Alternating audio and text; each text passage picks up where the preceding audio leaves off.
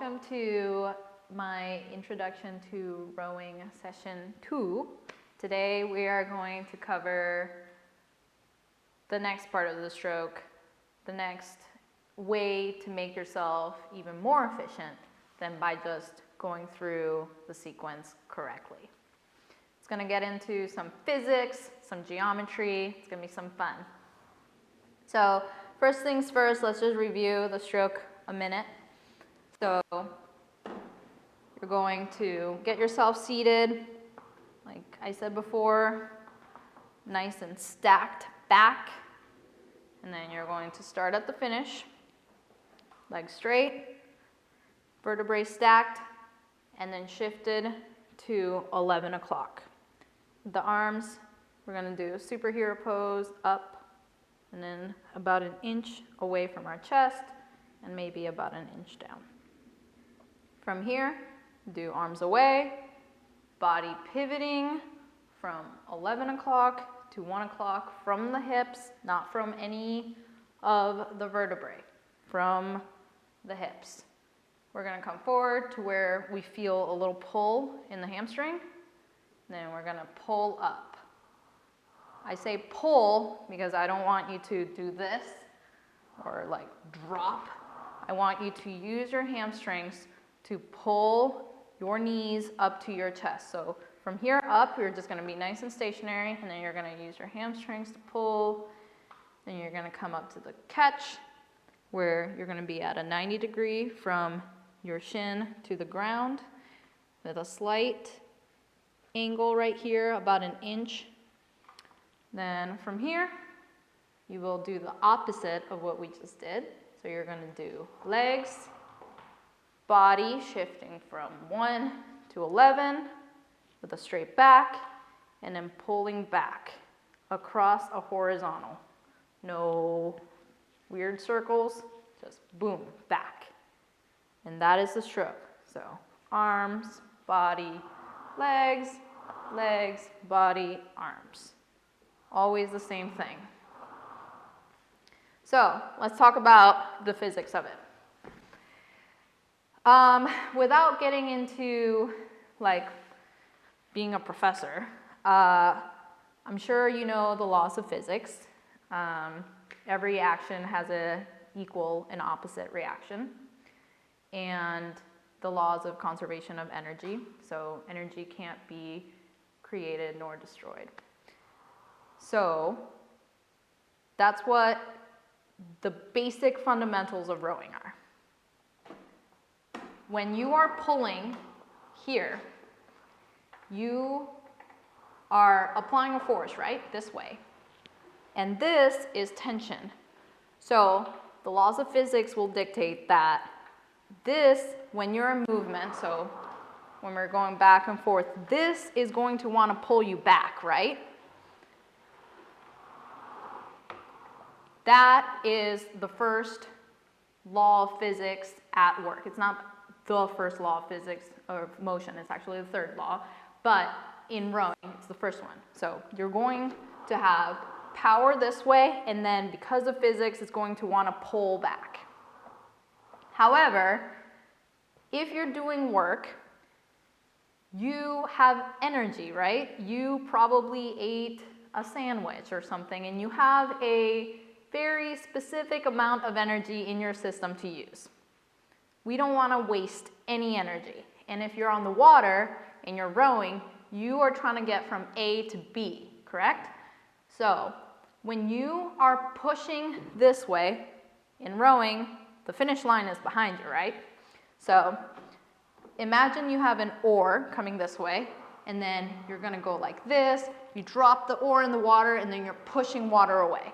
So that's what this movement is doing, and that's what that first pull is doing. You dropped your oar in the water, and now you're pushing the water away through the drive.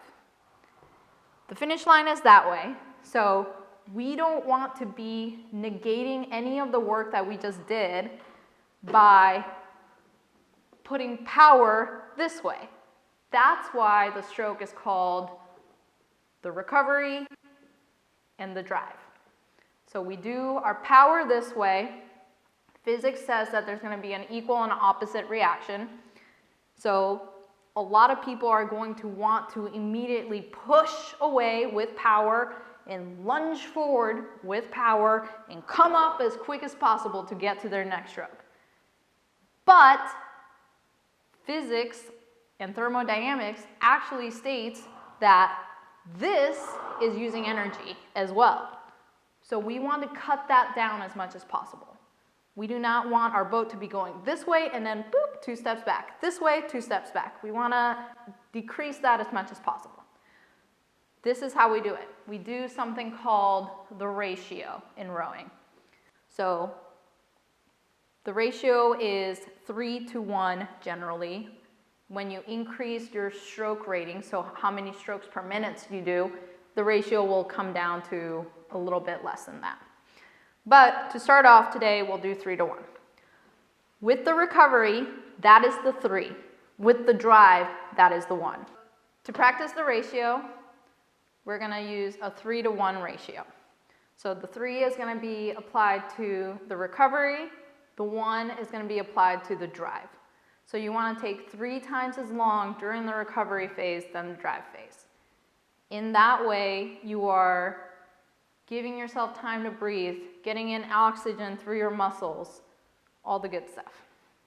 So 3, 2, 1. 3, 2, 1. Good. And this should be your ratio forever. And essentially what you're doing is you're decreasing the amount of power and energy consumption during this part where you're not actually heading in the direction that you're trying to go. So now when you add a tension force, what you're doing is you're allowing it to pull back, but you're not actually helping it. Like I said before, this is a machine that knows what it wants to do. We're trying to just let it work as efficiently as possible. So let tension pull you back. So at the finish, we'll do arms away. It's pulling me back. I'm not doing this. So no pushing.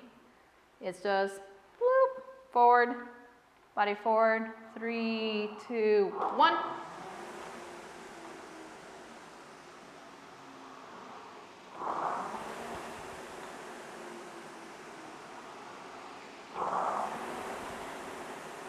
Breathing in, out.